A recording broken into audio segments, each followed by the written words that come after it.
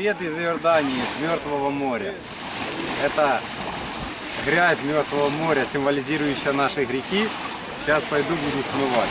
Вообще-то, я только узнал, что, оказывается, Мертвое море, оно же было образовано Богом на месте городов Содом и Гоморра за людские грехи.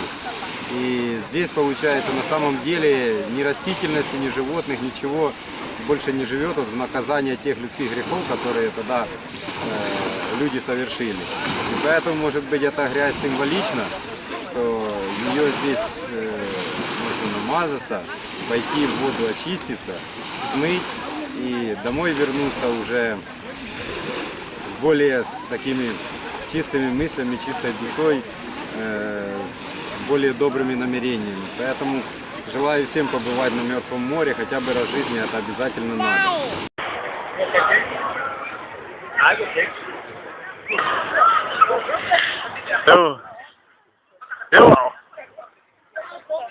А? Можно что спросил?